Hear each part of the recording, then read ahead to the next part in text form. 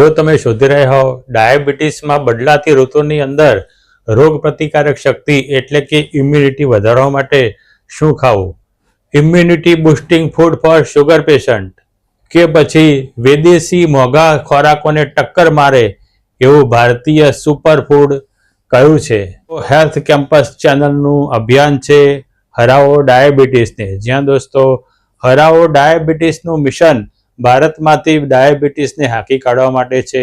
આપણા દેશમાં 101 મિલિયન લોકો ડાયાબિટીક છે. આ 101 મિલિયનની સાથે સાથે તમારું ડાયાબિટીસમાં રિવર્સ કરવા માટે આજે જ હરાવો ડાયાબિટીસના મિશનમાં સામેલ થઈ જાઓ. ચેનલને સબસ્ક્રાઇબ ના કરી હોય તો અત્યારે જ કરી નાખજો. આ વિડીયોને લાઈક કરજો, એક સરસ મજાની કોમેન્ટ કરજો અને વિડીયોને તમારા મિત્રોમાં શેર કરજો. દોસ્તો, આજના વિડીયોમાં આપણે ભારતીય સુપરફૂડના તમામ ગુણધર્મો તો જોવાના જ છે, પરંતુ સાથે સાથે હું તમને એ પણ બતાવીશ કે એ ભારતીય સુપરફૂડ ડાયાબિટીસને કેવી રીતે રિવર્સ કરી શકે. એના સિવાય એ પણ બતાવીશ કે આ ભારતીય સુપરફૂડ તમારે કેવી રીતે ખાવું જોઈએ. સાથે સાથે હું તમને એ પણ બતાવીશ કે આ ભારતીય સુપરફૂડ ખાતી વખતે શું સાવધાની રાખવી જોઈએ. તો વિદેશી મોંઘા ફ્રૂટને ટક્કર મારે અને ખૂબ જ સસ્તું મળે, આસાનીથી ઉપલબ્ધ હોય એવું ભારતીય સુપરફૂડ આજે આપણે જોવાના છીએ.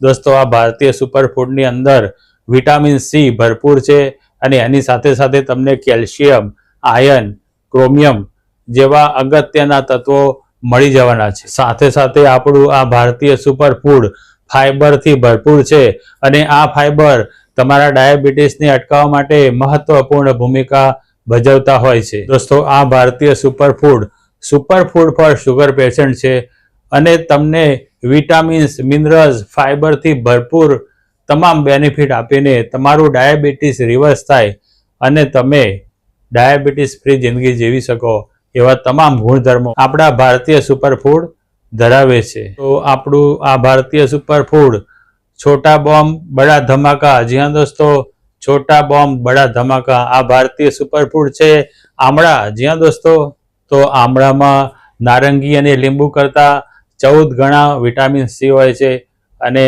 એની અંદર સફરજન કે કોઈ પણ ફ્રૂટ કરતાં સૌથી વધારે ફાઈબર ભરેલા હોય છે.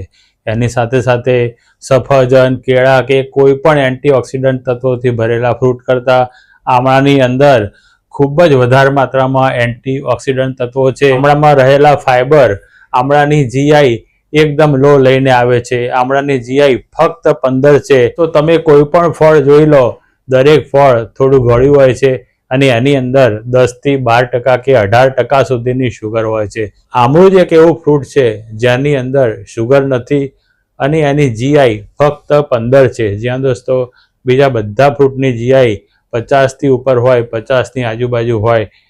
તરબૂચ જેવા ફ્રૂટની જીઆઈ 75 હોય, પરંતુ આમળાની જીઆઈ ફક્ત 15 છે અને 15 જીઆઈ તમારું શુગર વધારી નથી શકતી. તો આટલી લો જીઆઈ હોવાથી આમળું ડાયાબિટીસ પેશન્ટ માટે એકદમ ઉત્તમ આહાર છે. દોસ્તો, વિદેશી મોંઘા ફળ આવે છે બ્લૂબેરી, બ્લેકબેરી, એનો ભાવ લગભગ 100 ગ્રામના 200 રૂપિયા, 250 રૂપિયા કે હવે 300 રૂપિયા સુધી પણ ક્વોલિટી વાઇઝ હોય છે, જ્યારે આમળું આપણને ખૂબ જ સસ્તું મળી જાય છે.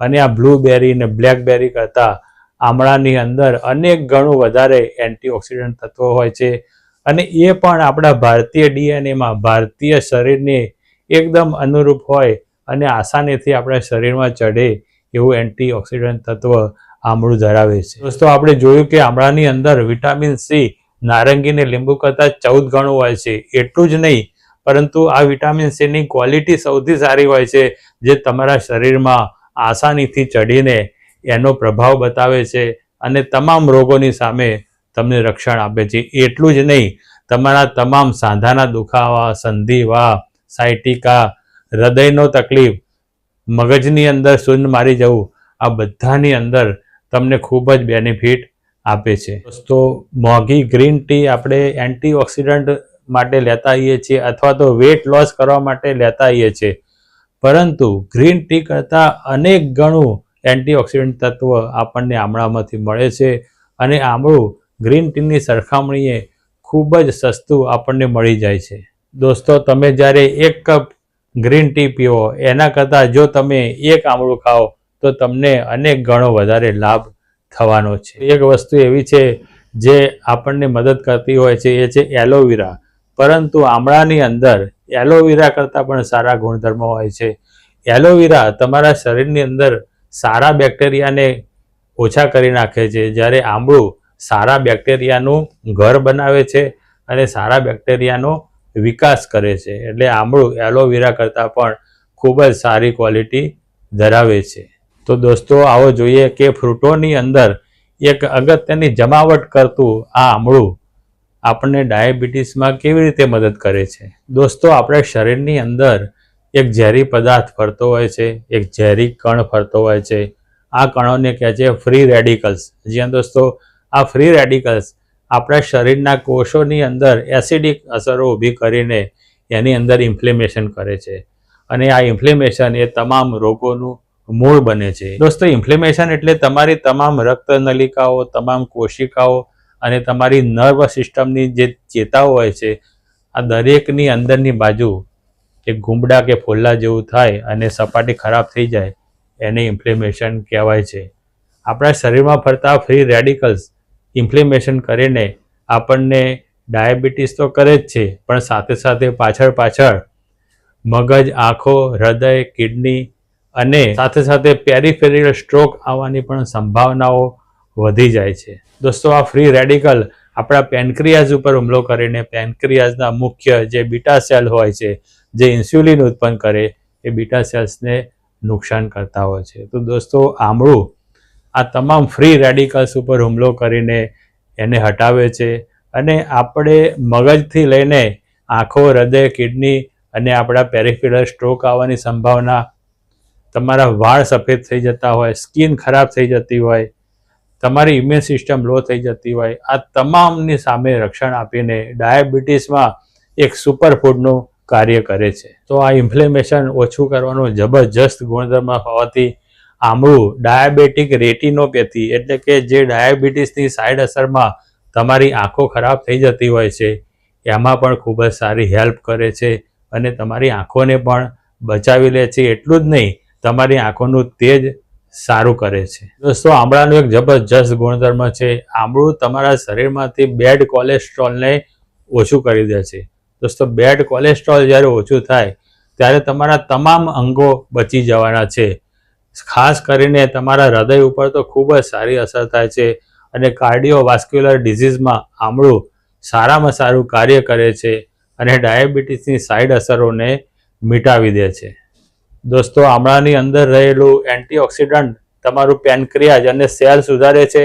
સાથે સાથે આમળું તમારું પાચન પણ સુધારે છે.